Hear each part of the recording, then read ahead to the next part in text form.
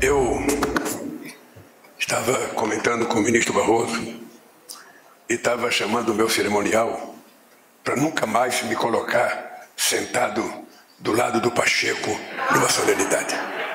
Porque se os fotógrafos quiserem pegar o rosto dele, não pega o meu. Se pegar o meu, não pega o dele. Então é importante daqui para frente dar uma certa distância. Eu ficava melhor perto de alguém de 1,70 m e não de alguém de 1,95 m. O pacto que estamos firmando hoje simboliza a determinação de cada um de nós no enfrentamento dos maiores desafios do nosso tempo, com a profundidade e a urgência que a crise climática exige. A união dos três poderes em torno de uma proposta comum é o testemunho da força e da maturidade da nossa democracia. A Constituição de 1988, escrita sob a égide da esperança, consagra o direito a um meio ambiente ecologicamente equilibrado. Este pacto, no entanto, é mais do que o cumprimento de um dever legal. É um pacto de responsabilidade com o nosso querido planeta. As tempestades que devastaram o Sul e as secas que castigaram a Amazônia são os gritos de alerta da natureza chamando pela nossa atenção. E nossas ações serão quanto mais efetivas com a união das nossas forças, rumo a um modelo de desenvolvimento que respeita a dignidade humana e a integridade dos nossos ecossistemas. Estabelecemos um novo marco para o país, no qual a sustentabilidade ecológica, o desenvolvimento econômico e a justiça social e climática se tornam pilares centrais de nossas políticas públicas. Os compromissos que assumimos nesse pacto vão desde a priorização de legislações ambientais até o aceleramento do ordenamento territorial. Da transição para uma economia de baixo carbono até o incentivo às atividades econômicas que geram emprego de qualidade com respeito à preservação dos nossos biomas. Esta não é, portanto, apenas uma agenda ambiental centrada em setores específicos, a exemplo da transição energética que se encontra em curso. Também não se trata de um plano ambiental isolado, e sim de uma proposta de reformulação do nosso modelo de desenvolvimento econômico, que considera todos os aspectos da relação entre a sociedade e o meio ambiente. Queridas amigas e queridos amigos, o dia de hoje carrega um profundo simbolismo.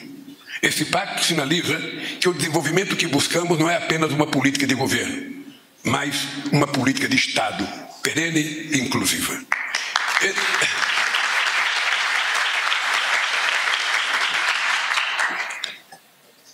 Esse simbolismo se traduz na imagem de uma nação que se une, converge e constrói em conjunto, sem segregações permeadas pelo ódio ou pela intolerância. Da mesma forma que fizemos em 2003 a 2009 para aprimorar o sistema de justiça do Brasil, esta união entre executivo, legislativo e judiciário comprova a capacidade de convergência para uma transformação necessária e urgente. Ao unir nossas forças em torno desse objetivo comum, estamos enviando uma mensagem clara ao mundo. O Brasil está preparado para assumir o protagonismo global no enfrentamento à crise climática. Protagonismo que se reflete na presidência do G20, quando elegemos como tema a construção de um mundo justo e um planeta sustentável. Protagonismo que demonstramos em cada participação nos nossos principais fóruns mundiais e que fortalecemos com a escolha de Belém como sede da COP30 em 2025. O Brasil se encontra diante de um chamado urgente: assumir com coragem e determinação o papel de guardião da vida em todas as suas formas. Temos a maior floresta tropical do planeta. Temos uma das matrizes energéticas mais limpas do mundo. Ocupamos a privilegiada posição de potência produtora de biocombustíveis, movendo o mundo com produtos não poluentes. Nosso transporte já dispõe da matriz energética mais renovável do mundo, com mais de 21% de participação de biocombustíveis. A assinatura desse pacto é mais uma demonstração do nosso compromisso com o enfrentamento da emergência climática. Por isso, é com gratidão que me dirijo ao ministro Luiz Alberto Barroso pela forma como conduziu a concretização desse momento histórico que estamos vivendo agora. O Supremo Tribunal Federal reforça aqui o compromisso de nossa justiça com o avanço do Brasil. Agradeço também ao senador Rodrigo Pacheco e ao deputado Arthur Lira, cujas atuações em torno dessa aliança simbolizam a força do diálogo e a vital importância da conciliação em tempo de desafios. Gostaria de saudar também o ministro Fernando Haddad pela iniciativa de lançar durante a COP28 no ano passado o Plano de Transformação Ecológica, que hoje ganha novas dimensões com a assinatura desse pacto. Minhas amigas e meus amigos, é preciso olhar não apenas as árvores, mas também as pessoas que vivem em torno delas. Esse é o caminho que escolhemos seguir. Cada ação do nosso governo está comprometida com a redução das desigualdades. Precisamos lembrar que, além da pauta climática, não é custo. Precisamos lembrar que a pauta climática não é custo. Além de imprescindível para a sobrevivência do planeta e da humanidade, ela gera oportunidade de emprego e renda. Essa visão abrangente de desenvolvimento está profundamente ligada ao papel fundamental do investimento público. Seja na indústria de biocombustíveis sustentáveis, seja nas obras do novo PAC, que inclui pelo menos 20 empreendimentos de combustíveis de baixo carbono. Sobre a competente liderança da ministra Marina, lançamos a Estratégia Nacional de Bioeconomia, que combina a defesa do meio ambiente com geração de emprego e renda, inclusão social e fomento à ciência, tecnologia e inovação. Lançamos o programa Mobilidade Verde e Inovação, o MOVER, que amplia as exigências de sustentabilidade da frota automotiva. Ao mesmo tempo que melhora a qualidade de vida nas grandes cidades, o MOVER estimula a produção de novas tecnologias nas áreas de mobilidade. Minhas amigas e meus amigos, queremos garantir que as decisões tomadas aqui reverberem em todo o território brasileiro e também no exterior, trazendo mudanças concretas e duradouras. Este é um país que voltou a ter projeto de nação e uma visão de futuro. No começo deste ano, na mensagem que enviamos ao Congresso, eu afirmava que 2023 havia sido um ano em que nunca se fez tanto pelo nosso povo em tão pouco tempo. E que isso só tinha sido possível porque nossas instituições agiram de forma independente e harmoniosa, com os três poderes unidos e firmes nas respostas aos desafios urgentes, resolvendo questões que há muito tempo estavam sendo esperadas. Meus amigos e minhas amigas, não faz muito tempo que tomamos posse nesse novo mandato à presidência da República. Apenas 1 ano e 8 meses. Não completamos ainda 1 ano e 9 meses. Quem tem pressa que meu tempo passe não sou eu. Eu estou muito tranquilo aqui. O problema é que eu disse no meu discurso, logo depois que eu ganhei as eleições, que uma das minhas vontades e da minha responsabilidade era tentar recuperar este país a viver na normalidade, a viver da democracia, a compreender que a democracia não é um pacto de silêncio em que todos obedecem apenas um. A democracia é uma sociedade em movimento, brigando por conquistar cada vez mais direitos. E a minha alegria aqui hoje, ministro Barroso, senador Pacheco, deputado Lira, a minha alegria hoje é dizer para vocês que eu estou plenamente satisfeito, porque juntar os três poderes aqui, já tínhamos juntado quando teve o golpe de 2008, mas juntar ele agora demonstra com muita clareza, mas com muita clareza mesmo, de que o Brasil voltou à normalidade civilizatória e que os poderes, com autonomia, saberão se respeitar e cada um cumprir seu dever. Muito obrigado e parabéns a todos vocês.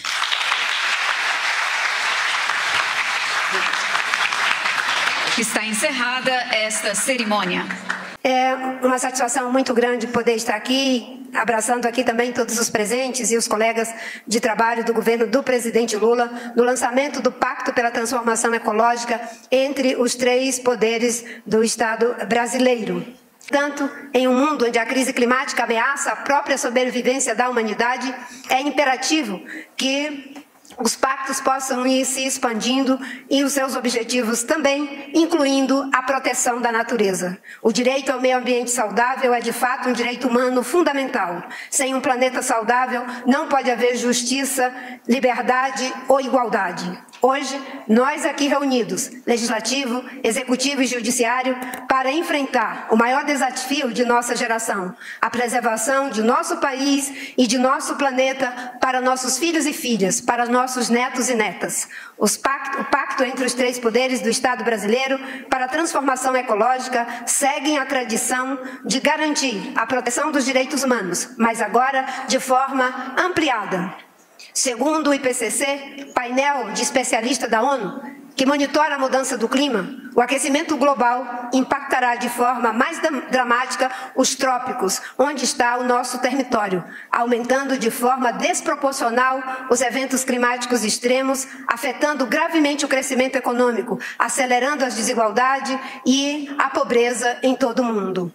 É urgente transformar esse cenário, e é nesse sentido que unimos forças para uma transição justa, para um novo modelo baseado nas dimensões social, econômica, ambiental e cultural da sustentabilidade.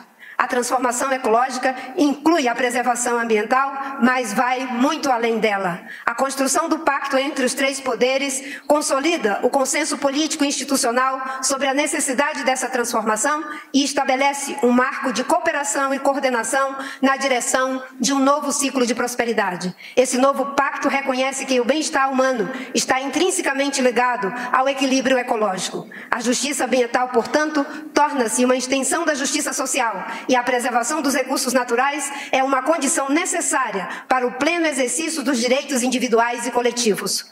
Como servidores e gestores públicos, não há maior responsabilidade do que elegermos as próximas gerações. Em algum sentido, é o que deve ser feito pela própria política. Para a filósofa Hannah Arendt, se o mundo deve conter um espaço público, ele não pode ser erigido para uma geração e para os que vivem hoje. Ele deve transcender o tempo de vida dos homens mortais. Para muitos povos indígenas das Américas, as decisões coletivas devem sempre considerar seu impacto nas próximas gerações, e a nossa primeira-ministra indígena da República Federativa do Brasil, Sônia Guajajara, que o diga. Nossa herança comum, no entanto, está ameaçada por nossas próprias ações. A mudança do clima, causada pelo homem, é o principal sintoma do esgotamento do atual modelo produtivo, baseado na exploração sem freios da natureza e das pessoas. Nos últimos anos, tivemos demonstrações inequívocas dos impactos das emissões de gases de efeito estufa, do desmatamento, da ocupação desordenada dos territórios sobre nossas vidas e a vida de nossas famílias. A escassez, as secas na Amazônia e no Pantanal, as enchentes no Rio Grande do Sul são exemplos mais gritantes da crise climática e dos eventos climáticos extremos que já estamos vivendo. A insustentabilidade dos recursos naturais, estimulada por modelos produtivos que não consideram a preservação das bases naturais do nosso desenvolvimento, é a razão pela qual estamos aqui para repactuar nossa relação uns com os outros, com o Estado e com a própria natureza. Essa revolução na forma de nos relacionarmos é a reestruturação das matrizes econômicas, da produtividade, da produção de energia, que valorizem a sustentabilidade e incentive o consumo consciente.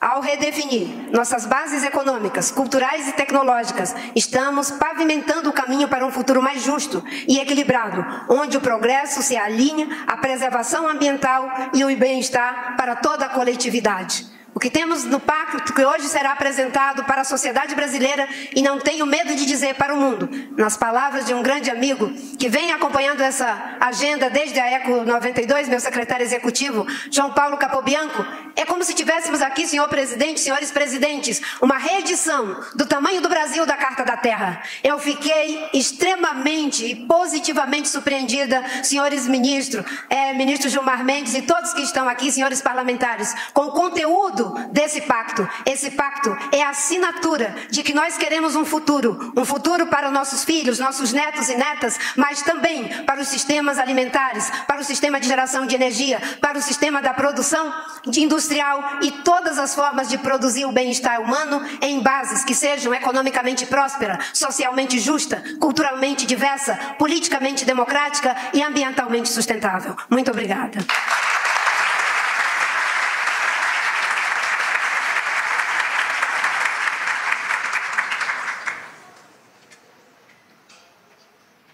O enfrentamento da mudança climática tem algumas dificuldades que nós precisamos superar. E a primeira delas eu acho que nós superamos com a postura que todos nós adotamos aqui, que é superar o negacionismo. Ainda tem muita gente que não acredita que nós temos um problema real afetando a humanidade, apesar de a quase totalidade dos cientistas documentarem que é a atuação do homem na Terra que está produzindo essa consequência. A segunda razão é que o impacto dos comportamentos de hoje só vão se produzir daqui a 10, 20, 30 anos. E, portanto, muitas vezes falta um incentivo à política para atuar, porque a política se move por ciclos de menor prazo do que o impacto ambiental que se produz. E, em terceiro lugar, porque não existem soluções locais para esse problema. As soluções precisam ser globais. As emissões na China ou nos Estados Unidos não afetam só a China, a derrubada da Amazônia não afeta só o Brasil.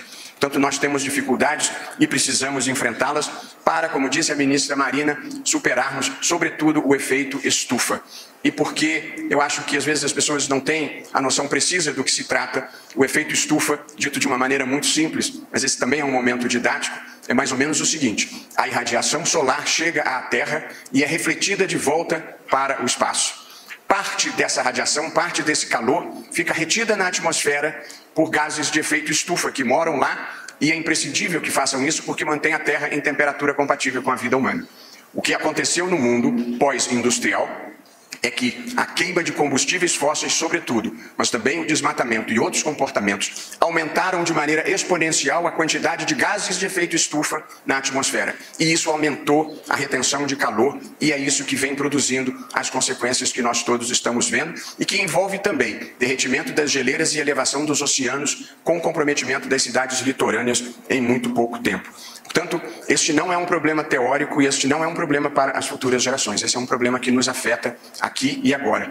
E o Poder Judiciário, que eu aqui represento, e saúdo meus queridos colegas aqui presentes, ministro Gilmar Mendes, ministro Dias Toffoli e ministro Flávio Dino, passou a intervir nessa matéria por 3 razões importantes. A primeira, pelo reconhecimento de que a proteção ambiental é uma questão de direitos humanos, porque sem a observância de um meio ambiente ecologicamente equilibrado, outros direitos humanos são afetados. E quem olhar para o Rio Grande do Sul verá que foi afetado o direito à vida, o direito à propriedade, o direito à integridade física.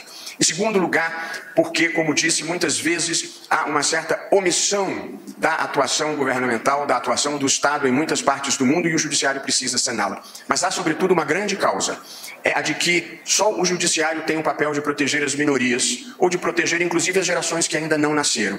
E, portanto, o conceito de justiça intergeracional que está presente na Constituição brasileira é uma das motivações da atuação do Poder Judiciário nessa matéria. E o terceiro e último conceito é o de transição energética. Há um diagnóstico preciso de que a grande causa do aquecimento global é a queima de combustíveis fósseis como o petróleo, como o gás natural, e nós precisamos fazer uma transição energética para as fontes renováveis de energia, e essa é uma das ideias centrais do pacto que nós estamos celebrando. E, felizmente, o Brasil tem condições de ser uma das grandes lideranças ambientais do mundo, porque nós temos energia predominantemente limpa, que é a hidráulica, porque nós temos fontes inesgotáveis de energia, como a energia solar, a energia eólica do vento e a biomassa, e nós temos a Amazônia, que é a maior prestadora de serviços ambientais do mundo, e aqui também eu cumprimento o professor Capobianco, uma das minhas fontes de referência nessa matéria. Portanto, a Amazônia presta serviços pela sua biodiversidade. A Amazônia presta serviços pelo seu papel no ciclo da água, despeja 20% da água fresca no oceano, e tem os rios voadores que vão irrigar o centro-oeste e o agronegócio. Só por desconhecimento alguém poderá entender que há antagonismo entre preservação ambiental e agronegócio, porque o agronegócio depende dos rios voadores que vêm da Amazônia. E o terceiro e grande papel é o seu papel no armazenamento de carbono, que é a grande contribuição que o Brasil dá para a mitigação climática no mundo contemporâneo. Portanto, presidente e senhores ministros, é com grande satisfação que o Poder Judiciário participa desse pacto pela transformação ecológica, com medidas muito concretas, que no Executivo envolve o mapeamento e cadastramento de áreas públicas e de áreas privadas para se monitorar, inclusive, o desmatamento e ocupação ilegal, Em segundo lugar, do ponto de vista do legislativo, para a criação de marcos legais, criando o mercado de carbono e, igualmente, no plano do poder legislativo, o marco legal da produção de energia eólica offshore. E no âmbito do judiciário, nós vamos priorizar as ações ambientais, as ações fundiárias e vamos desenvolver um grande programa de descarbonização do judiciário. Presidente Lula, eu estive na China, numa viagem institucional, estive com a presidente Dilma Rousseff, que preside o BRICS, e consegui até um dinheirinho para nós financiarmos esse projeto de descarbonização do Poder Judiciário, construindo usinas fotovoltaicas pelo Brasil afora. Portanto, prezado presidente, senhores ministros e todos aqui presentes, essa matéria da transformação ecológica, do enfrentamento à mudança climática, se tornou urgente, já não é mais uma questão para as próximas gerações. O mundo está atrasado e com pressa nessa matéria e acho que nós temos todas as condições de liderar esse processo e penso que esse pacto de transformação ecológica é um passo, presidente, para o senhor e o Brasil, o senhor em nome do Brasil, liderar esse grande processo global de transformação ecológica que o mundo precisa e que nós temos o dever de fazer como compromisso com as futuras gerações, com os nossos filhos e com os nossos netos. Muito obrigado.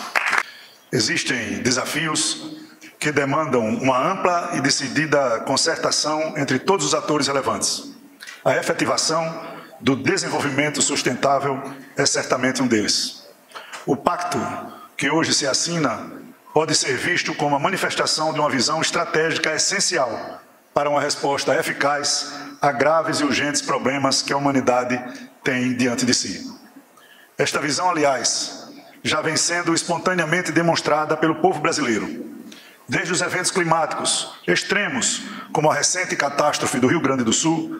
Cidadãos e organizações espontaneamente mobilizaram-se para, junto com as autoridades governamentais, prover socorro a todas as vítimas. A sociedade mostra, assim, consciência de que os problemas ambientais são problemas coletivos. Todos devemos trabalhar juntos para enfrentá-los e, mais importante ainda, para preveni-los. A sensibilidade demonstrada pelo nosso povo deve ser replicada pelo Estado. Como dita a Constituição brasileira, legislativo, executivo e judiciário, de forma independente e harmônica, devem trabalhar juntos pela satisfação do direito dos cidadãos ao meio ambiente equilibrado. Eis a razão de ser do presente pacto, ministro Barroso, presidente Lula, presidente Rodrigo Pacheco. Espera-se, claro, que ele dê frutos e sirva de exemplo para outras iniciativas, não só aqui no Brasil, mas em todo o planeta. Vivemos em um território de riquezas naturais e paisagens, ministra Marina, exuberantes. E sabemos que isso legitima e nos impele a exercer papel de liderança global nesse aspecto. Em muitos aspectos, nosso país já é, presidente Lula, esse exemplo.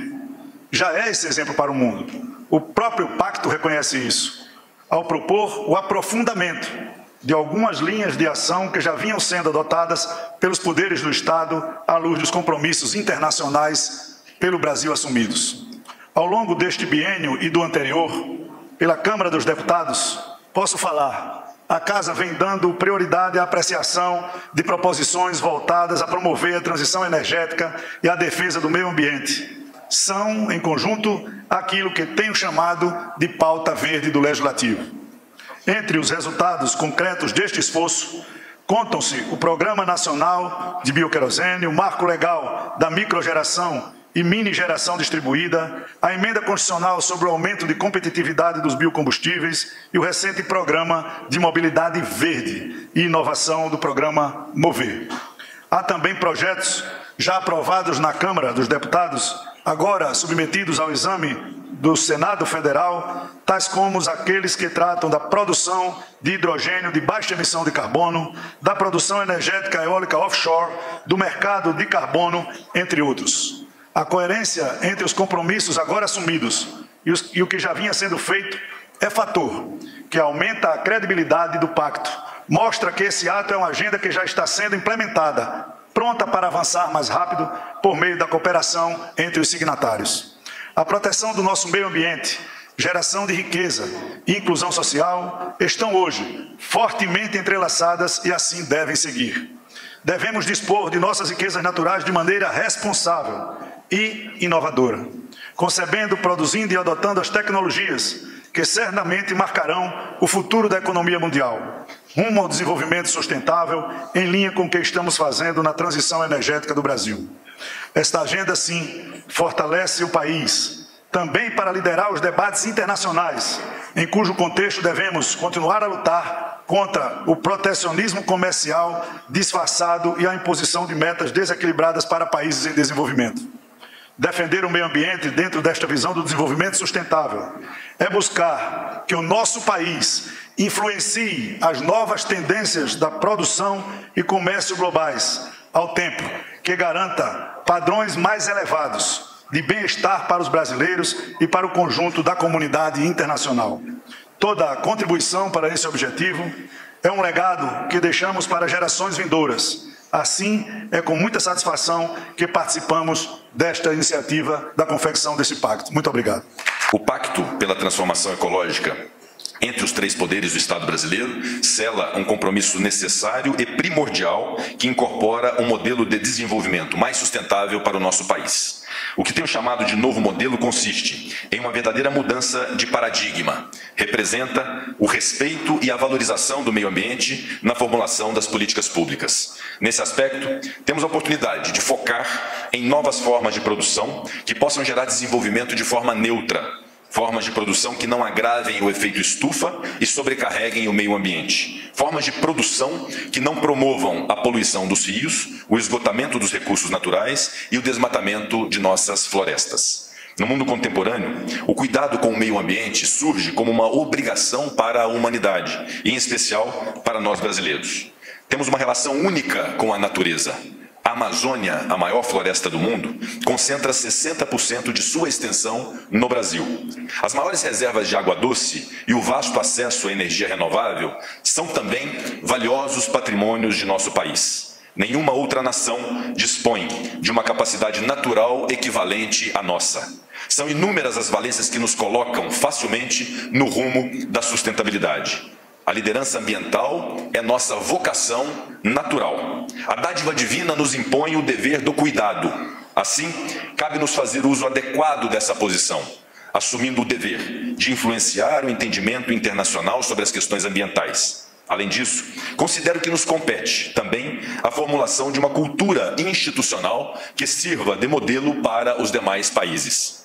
Esse é um caminho natural e que o mundo reconhece como sendo nosso, do Brasil. As portas estão abertas para que possamos honrar a nossa obrigação. No cenário internacional, o Brasil é tradicionalmente um ator presente e ativo em tratados e convenções climáticas. Promovemos a ECO 92, aderimos ao Acordo de Paris, reafirmamos nosso compromisso em limitar o aquecimento global e em reduzir as emissões de gases de efeito estufa. E estamos comprometidos com as diretrizes tanto da Convenção sobre Diversidade Biológica quanto da Convenção Quadro das Nações Unidas sobre Mudança Climática. Da mesma forma que seguimos apoiando os protocolos derivados dos acordos mais abrangentes. As regras e princípios em vigor foram analisados tempestivamente pelos três poderes da República, fazem parte do nosso ordenamento jurídico e ocupam uma agenda especial nas reuniões oficiais e nos encontros formais. Considero que o consenso institucional nas questões ambientais dá um passo importante com a assinatura deste compromisso entre os poderes da República. Um passo sólido na criação de novas normatividades e padrões de conduta. Com essa iniciativa, presidente Barroso, a quem rendo minhas homenagens como um grande entusiasta deste pacto, estamos erigindo o alicerce de nossos patamares de preservação ambiental. Tenho convicção que o desenvolvimento sustentável passa por um equilíbrio democrático harmônico e colaborativo entre os poderes institucionais. Este compromisso apresenta princípios e diretrizes de um novo desenvolvimento em três eixos. O primeiro, relacionado ao ordenamento territorial e fundiário. O segundo, relativo à transição energética. E o terceiro, associado ao desenvolvimento sustentável com justiça social, ambiental e climática. Os três eixos juntos formam a espinha dorsal de implementação e acompanhamento das 26 matérias prioritárias indicadas neste Pacto pela Transformação Ecológica entre os três poderes do Estado brasileiro. Com definições transparentes e necessárias, o Pacto fortalece a posição do Brasil como líder na segurança ambiental, climática e alimentar, apontando que o desenvolvimento sustentável é a única maneira de garantir a prosperidade e o bem-estar das gerações presentes e futuras.